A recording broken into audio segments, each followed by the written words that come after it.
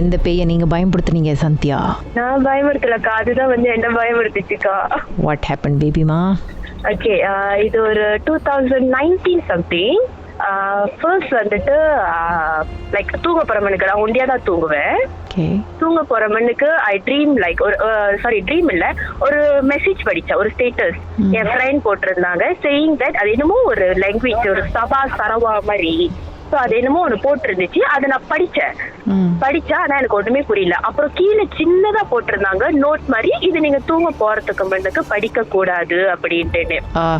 ஆனா அது பெருசா மேல அந்த ஒரு மந்திரம் மாதிரி இருந்துச்சு, ஒரு மந்த்ரா மாதிரி இருந்துச்சு. அதை நான் படிச்சுட்டேன். கீழே இந்த நோட் வந்துட்டு குட்டியா போட்டிருந்தாங்க. சரி நம்ம தான் படிச்சுட்டோமே, அதுல என்ன இருக்கு அப்படின்னு சொல்லிட்டு நானும் படுத்துட்டேன். ஸோ நான் படுக்கிறப்ப வந்துட்டு கண்ணாடி ஜன்னல் பாக்குற மாதிரி தான் படுப்பேன். ரூம் வந்துட்டு இந்த மீட்டர், ஆனா ஜன்னல் பாக்குற மாதிரி தான் படுப்பேன். ஸோ படுக்கிறப்ப வந்துட்டு ஆஃப்டர் சம் டைம் சரியா ஞாபகம் இல்லை, ஆனா ரொம்ப நேரம் கழிச்சு வந்துட்டு லைக் ஒரு வயிறு வலி மாதிரி இருந்துச்சு. என்னடா வயிறு வலிக்குது, லைக் சம்திங் ஹெவில ஆன் மை ஸ்டமக், என்னடா ஒரு மாதிரியா இருக்கு அப்படின்னு சொல்லிட்டு ரொம்ப ஃபோர்ஸ் பண்ணி கண்ணை திறந்து நான் பார்த்தப்ப I know it's a black shadow. கண்ணு மட்டும் தான் வெள்ளையா இருந்துச்சு, சிட்டிங் ஆன் மை ஸ்டமக், என்ன பார்த்துட்டு இருக்கு நான் தூங்குறத. என்னால லைக் கையை அசைக்க முடியல. அம்மாவை கூப்பிட பாக்குற, நெக்ஸ்ட் ரூம்ல அம்மா இருந்தாங்க, அம்மாவை கூப்பிட பாக்குற முடியல, லைக் ஒண்ணுமே பண்ண முடியல, அசைக்க முடியல, ஒண்ணுமே முடியல. அந்த உருவம் வந்து ஒரு மனசால் மாதிரி இருந்துச்சா இல்ல ரொம்ப பெருசா இருந்துச்சா? ஒரு ஹியூமன் சைஸ்ல தான் இருந்துச்சு, மனசால் சைஸ்ல. கணக்கா என் வயிற்று மேல சப்பளங்கால் போட்டு உட்காந்துட்டு என்ன பார்த்துட்டு இருக்கு. ஸோ அதோட வெயிட் வலி தான் எனக்கு அந்த வயிறு வலி வந்ததே. ஒரு ஆண் உருவமா இல்ல பெண் உருவமா? லுக்ஸ் லைக் அ காய், ஒரு ஆண் உருவம் மாதிரி தான் இருந்துச்சு. ஆனா கண்ணு மட்டும் நல்லா வெள்ளையா தெரிஞ்சிச்சு. அது என்ன பார்த்துட்டு இருக்குன்னு எனக்கு நல்லா தெரியுது. ஸோ ஐ வாஸ் லைக், எனக்கு அந்த டைம் வந்துட்டு எனக்கு ஸ்ட்ரைக் ஆகுனது என்னன்னா, இந்த மந்திரம் நம்ம படிச்சது தான் அப்படின்ட்டு.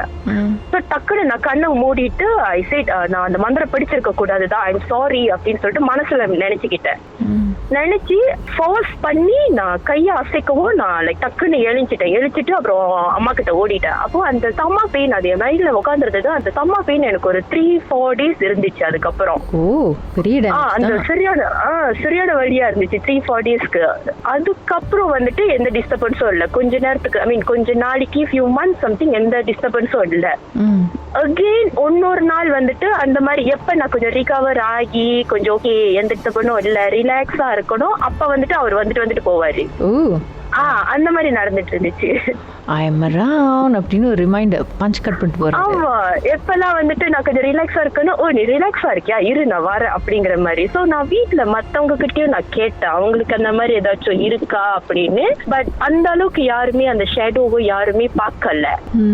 சோ அம்மா அக்கா என்ன சொன்னாங்கன்னா, லைக் ராத்திரியில யாரோ ரூம் செவுத்துல வந்துட்டு பந்து அடிச்சு விளையாடுற மாதிரி சத்தம் கேட்டுச்சு அப்படின்னு அக்கா ஒரு வாட்டி சொன்னாங்க. பட் அது யாருமே கண்ணால பாக்கல அந்த மாதிரி.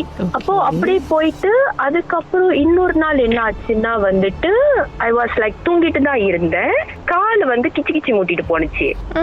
நம்ம கால் ஒரு கால் மட்டும் வெளியே வச்சு பிளாங்கெட் வெளியே இருந்தனால டக்குன்னு வந்து கிச்சு மூட்டிட்டு போனுச்சு. அப்புறம் அதுவும் நான் லைக் அவ்வளவு சீரியஸா எடுத்துக்கல. சரி ஓகே, அன்லஸ் நீ என்ன பயமுறுத்தாம இருக்கியா ஓகே அப்படிங்கிற மாதிரி எனக்கு இருந்துச்சு. ஆனா அந்த நெகம் எனக்கு ஃபீல் ஆகுச்சு, அந்த ஒரே ஒரு ஸ்கிராச் அடி காலில அந்த நேல் அப்படியே எனக்கு அது ஃபீல் ஆகுனுச்சு. எனக்கு தெரியும் இது அந்த பிளாக் ஷேடோ தான் என்னமோ ஒரு வேலை பண்ணுது அப்படின்ட்டு. another day என்ன பண்ணாருன்னா, நான் நல்லா, ஆனா அவர் தூங்குறப்ப மட்டும்தான் அவர் வருவாரு. ரொம்ப தைரியசாலி. இன்னொரு நாள் வந்துட்டு அதே மாதிரிதான் தூங்கிக்கிட்டு இருந்த சீன்ஸ், அந்த கண்ணாடி அங்க இருக்கிறதுனால நம்ம கண்ணாடி அவனை ராத்திரி அவனதான் யாராச்சும் அங்க நின்னா உருவம் தெரியும்ல, லைக் தூங்குறேன் ஆனா என்னால வந்துட்டு அது ஃபுல்லா தூங்க முடியல, லைக் ஹாஃப் ஸ்லீப் மாதிரி. கண்ணை திறக்கிறேன், அந்த உருவத்தை நான் பாக்குறேன், மறுபடியும் என் கண்ணு ஆட்டோமேட்டிக்கா என் கண்ணு க்ளோஸ் ஆகுது. அந்த மாதிரி இருந்துச்சு. கனவா இருக்குமோ எனக்கு தெரியலக்கா, அது கனவா நிஜமானு எனக்கு இன்ன வரைக்கும் இத்தனை வருஷம் ஆச்சு ஃபீல், என்னால அது வந்துட்டு ஒரு கன்க்ளூஷனுக்கே வர முடியல. திறந்து பார்த்தா அந்த உருவம் அந்த அந்த வெளிச்சத்துக்கு அந்த ஷேடோ அங்க நிக்குதுன்னு தெரியும், அது என்ன ஃபேஸ் பண்ற மாதிரி நிக்குதுன்னு எனக்கு தெரியும். அந்த மாதிரி தான் இருக்கும். அப்ப நான் திருப்பி டீப் ஸ்லீப்கே போயிடுவேன். என்னால அதை ஃபார்ஸ் பண்ணி அது வந்துட்டு என்னால பார்க்கவே முடியாது. அது மூஞ்சி எதுவுமே தெரியாது, ஏன்னா செம்ம இருட்டா இருக்கும் அப்படின்ட்டு. அந்த மாதிரி ஒண்ணு நடந்துச்சுன்னா ஒரு 1 வீக் வந்துட்டு லைட் அடைக்க மாட்டேன், லைட் தட்டி விட்டே தூங்குவேன். அந்த மாதிரி தான் பண்ணிட்டு இருந்தேன். அப்புறம் ஒரு டைம் வந்துட்டு நாங்க ஆக்சுவலி மிளாக்கா, அப்ப கோவிட் டைம் நாங்க மிளாக்கா போனோம். இருங்க, பாட்டுக்கு பிறகு மிளாக்கால என்ன நடந்துச்சுன்னு பேசுவோம். ஓகே காஷு.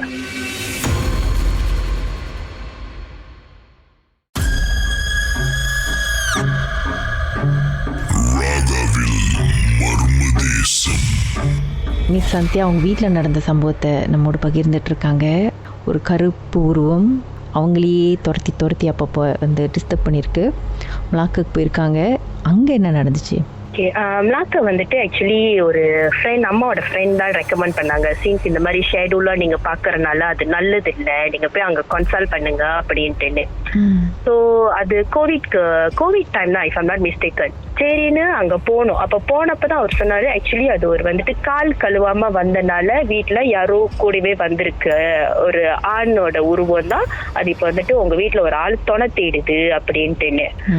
அப்போ அந்த மாதிரிலாம் சொன்னோன்னே அப்ப என்ன நடந்துச்சு எல்லாம் கேட்டாரு. நான் சொன்னேன் இந்த மாதிரி கனவெல்லாம் வந்துச்சு, பட் எதுவுமே வந்துட்டு என்ன ஹர்ட் பண்ற மாதிரி இல்லை, அது சும்மா வந்து நான் என்ன பார்த்துட்டு போயிடும் நான் தூங்குறப்ப அப்படின்னு. அப்ப அவர் சொன்னாரு, இன்னொரு வாட்டி அது வந்துச்சுன்னா நீங்க மறுபடியும் வாங்க, நான் உங்களுக்கு பிடிச்சி காட்டுறேன் அப்படின்னாரு.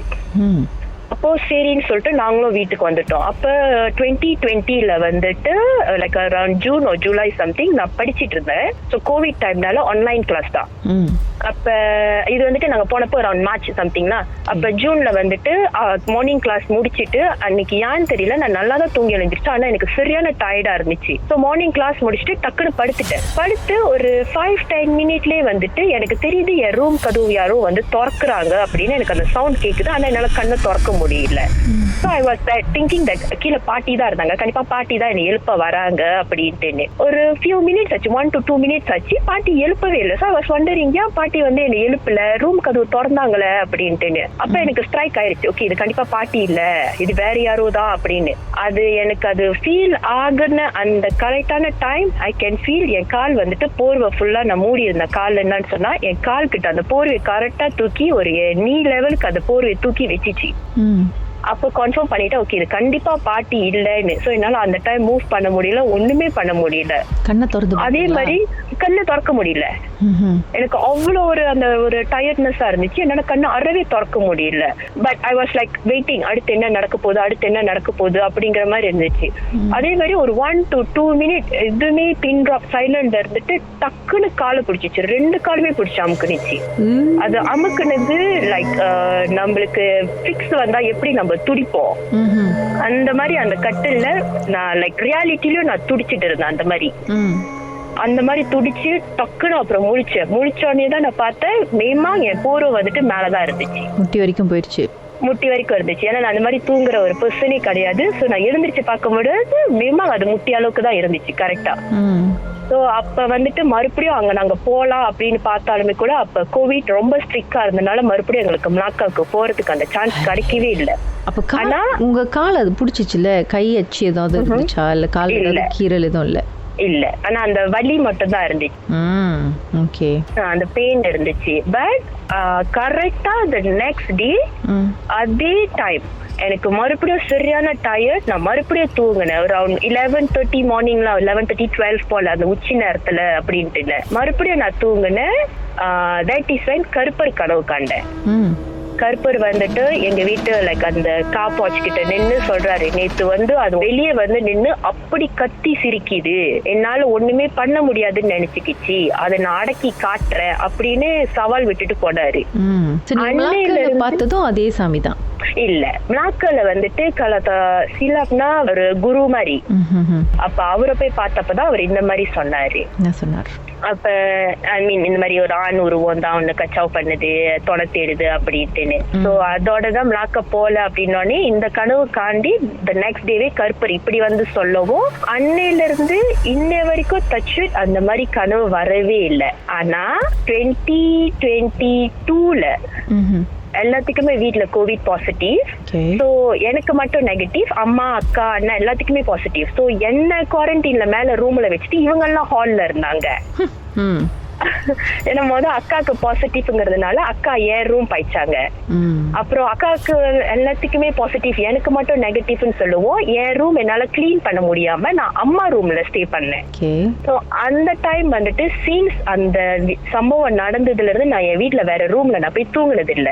அதுதான் ஃபர்ஸ்ட் டைம் நான் ரூம் மாறினேன்.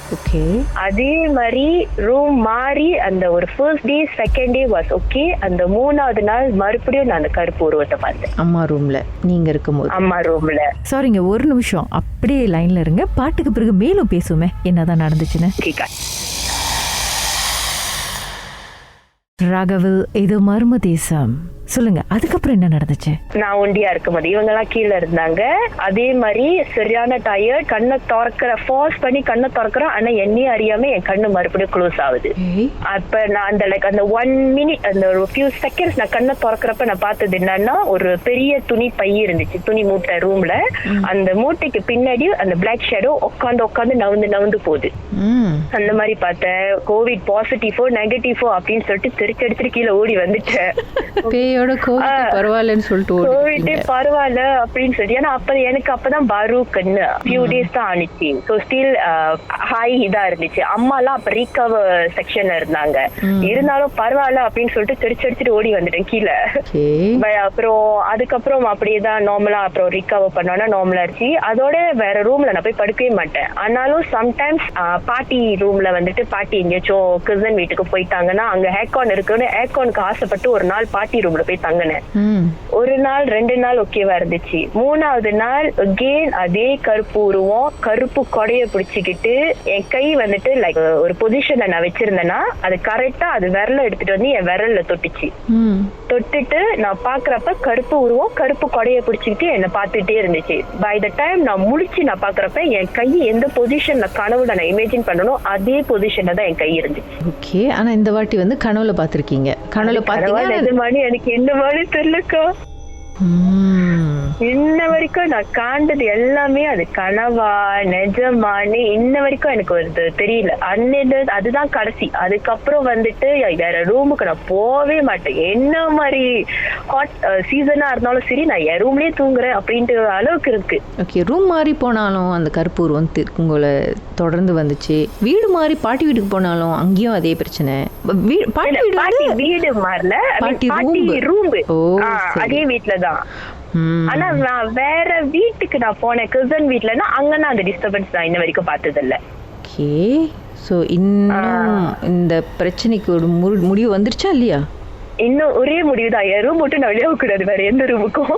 ஆஹா, சோ திருப்பியும் அதை போயிட்டு ஃபுல்லா அதை வந்து ஒளிச்சு கட்டணும் அப்படின்னு ஒரு முடிவுக்கு நீங்க எதுவும் ட்ரை பண்ணீங்களா? ஆனா இப்போ வந்துட்டு ரீசெண்டா வீட்டுல ஒரு லைக் ஒரு ஃபியூ 1 month ago நாங்க சாமி அழைச்சி பார்த்தப்ப கேட்டப்ப அவர் சொன்னாரு அது மேமாங்க ஒரு பிளாக் ஷேடோ. அது நான் வந்துட்டு அவர் அண்ணன் கிட்ட காமிச்சிருக்காரு, கேர்ள்ஸ் கிட்ட காட்டாம பாய்ஸ் கிட்ட அந்த ஷேடோ வந்துட்டு எங்க இருக்குன்னு சங்கிலி கருப்பர் தான் காமிச்சாரு. அப்ப அவர் சொன்னாரு உருவம் யாருன்னு வரைக்கும் அண்ணன் கிட்ட நான் காமிச்சேன், ஆனா இப்ப நான் கட்டு போட்டுட்டேன் அது வராது இனிமே அப்படின்னு. ஆனாலுமே எனக்கு வேற ரூம்ல போய் படுத்து அதை டெஸ்ட் பண்ற அளவுக்கு தைரியம் இல்ல.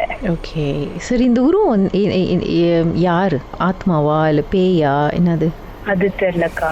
உருவம் தான் சொன்னாங்க, ஒரு ஆணோட உருவம். அது லைக் ஒரு அப்படியே இங்க சுத்திக்கிட்டு இருக்கு. இன்னைக்கு நீங்க என்ன பண்றீங்க? நேரா அம்மா ரூம்ல போயிட்டு தனியா படுக்கிறீங்க.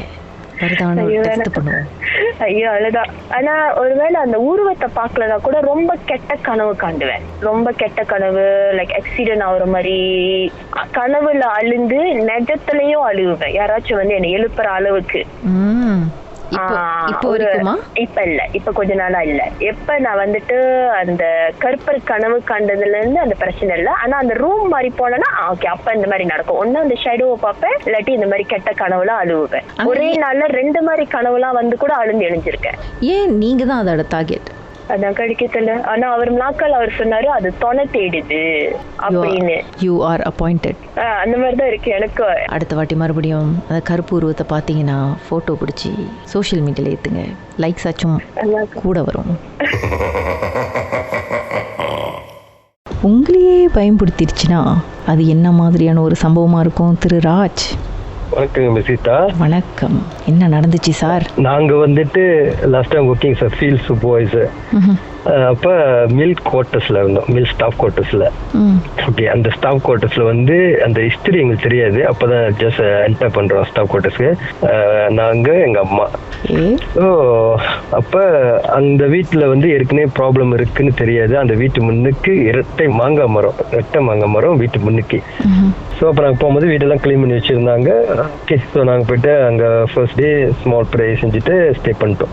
ஸ்டே பண்ணிட்ட பிறகு தூங்க முடியல, சம்திங் டிஸ்டர்ப். ஸோ ஒரு ரூம் திறந்தாக்கா அங்கதான் அந்த ரூம் திறந்து பூஜை போட்டாங்கன்னாக்கா, அம்மா சாம்பிராட்டி பூஜை மாதிரி போட்டாங்கன்னா அந்த ரூம் திறந்தாக்கா பிரச்சனை. அப்ப ஏதாச்சும் வந்து டிஸ்டர்ப் பண்ணிடும், நைட்ல வந்து ஏதாச்சும் டிஸ்டர்ப் பண்ணிடும். ஸோ அப்புறம் அந்த ரூம் வந்து தெரிஞ்சிருச்சு. ஓகே, கிளியரா தெரிஞ்சிச்சு இந்த ரூம் திறந்தா பிரச்சனை வருது அப்படின்னு அந்த ரூம் லாக் பண்ண சொல்லிட்டோம். ஓகே, அந்த ரூம் வந்து ஜஸ்ட் லீவ் இட் அபண்டன்ட். அந்த ரூம் யாரும் கிராஸ் என்டர் பண்ண மாட்டாங்க. ஓகே, அதோட சந்திரமுகி ரூம் ஆயிடுச்சு அது.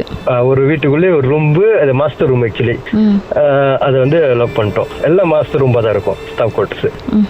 ஓகே, அந்த ஒரு ரூம் வந்து லாக் பண்ணியாச்சு. லாக் பண்ணிட்ட பிறகு அட்டோட எல்லாம் முடிஞ்சிருச்சு. இதுக்கான்ட்டு இந்த இஷ்யூ இல்லைன்ட்டு தென் ஒரு லெட்டர் பார்ட் ஒரு மாசம் கழிச்சு திரும்பி எகைன் ஸ்டோரி ஸ்டார்ட் பண்ணிருச்சு. என்னாச்சு? ஒரு ஸ்மால் பாய் வந்துட்டு ஒரு 5-6 இயர்ஸ் ஒரு ஸ்மால் பாய் வந்துட்டு அம்மா பக்கத்துல வந்து ராத்திரில தூங்கும் போது அம்மா பக்கத்துல வந்து காலை சுரண்டிக்கிட்டு அம்மாட்ட வந்து போறது. அப்ப அம்மா வந்துட்டு ஃபர்ஸ்ட் அவங்க வந்துட்டு நத்திங் நன்றி. அப்ப ரொம்ப சீரியஸா நேர கண்ணு டக்குன்னு முழிக்கும் போது பார்க்கும்போது மறையிறாங்களாம் சின்ன பையன். அப்புறம் அம்மா இருக்க ரொம்ப இதாகிட்ட பிறகு அம்மா சொன்னாங்க எங்கள்கிட்ட, இந்த மாதிரி ராத்திரில தூங்க முடியல, ஒரு சின்ன பையன் வந்து டிஸ்டர்ப் பண்ணா பகல்லே வந்துட்டு சமைச்சிக்க பகல்ல ஹால்ல ஓடுறான் அப்படின்னு. அந்த பையன் பாக்குறதுக்கு இங்க நம்ம தமிழால் மாதிரி இருக்கானா இல்ல அந்த அளவுக்கு கிளியரா தெரியல. நான் தெரியுது ஒரு ஸ்மால் பாய், ஒரு சின்ன பையன், ஆனா தமிழ்நாடு பிள்ளைங்க மாதிரி தான். ஸோ அப்போ அம்மா பகல்ல வந்துட்டு பையன் வந்து டக்குன்னு மறையிறதெல்லாம் பார்த்துட்டாங்க. பையன் வந்து அம்மா பின்னாலே தான் ஃபாலோ பண்றான், என்கிட்ட வரல. ஸோ அப்புறம் ரொம்ப சீரியஸாக போயிட்டு இருக்கும் போது நான் என் ஃப்ரெண்ட்ஸுக்கு ஒரு வேலை செய்ய ஃப்ரெண்ட்ஸ்கிட்ட சொன்னோம், இந்த மாதிரி ப்ராப்ளமாக இருக்கு அம்மாவுக்கு, இந்த மாதிரி எங்கேயாச்சும் போயிட்டு ப்ரே பண்ணுமா அப்படின்னு. சரின்னு ஒரு டெம்பிளுக்கு போனோம். ஸோ அந்த ரவாங்னு ஒரு இடம், அங்கே டெம்பிள் போகணும். நைட்டில் போனோம், மணி ஒரு 8-9 சம்திங். அங்கே போன பிறகு அப்போ அவங்க ஒரு பூஜையெல்லாம் இது பண்ணிட்டு அம்மா உட்கார வச்சு நினைவு பெருமூச்செல்லாம் விட்டாரு. மூச்செல்லாம் விட்டுட்டு பிடிச்சிட்டேன் அப்படின்னாரு. பிடிச்சி என்னமோ டக்குன்னு ஏதோ போத்தல அடைச்சிட்ட பிறகு ஓகே எல்லாம் கிளியர் ஆச்சு. ஸோ ஆனா இதுக்கு வந்துட்டு நீங்க எப்படி இதை கொண்டு போயிட்டு நீங்க 12 மணிக்கு கோழி போறதுக்குள்ள சுடுகாட்டுல புறம் பக்கத்துல போச்சிடணும். அப்படி நீங்க போச்சாக்கா காசு குறைவு, அப்படி நாங்க இதை செய்யற மாதிரி இருந்துச்சுனாக்கா காசு கொஞ்சம் கூட வரும். அப்படி நான் என் ஃப்ரெண்ட்ஸ் கிட்ட கேட்டேன், எப்படி நம்மளே போச்சிருமானு. என் ஃப்ரெண்ட்ஸ் என்ன விளாடுறியா நீ, 3 மணிக்கு சுடுகாடுல போய் புதைக்கிறதா, அவங்களே செஞ்சுட்டோம் அப்படின்ட்டாங்க. அப்புறம் சரிட்டு அவங்களே புதைக்க சொல்லியாச்சு. அதுக்கு எவ்வளவு காஸ்ட்? 600 சம்திங். இப்படியே லைன்ல இருங்க, பாட்டுக்கு பிறகு மேலும் பேசுவோமே என்னதான் நடந்துச்சுன்னு.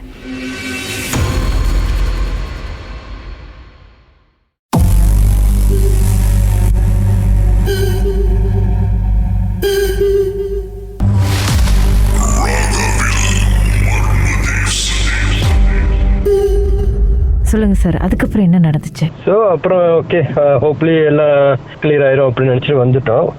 வந்து ஈவன் 3 days திரும்பி அந்த பாய் அங்கதான் இருக்காங்க, வீட்டுல தான் இருக்காங்க. அம்மா திரும்பி சொல்லிட்டாங்க, இல்ல பையன் வர மறையிறான் அப்படின்னு.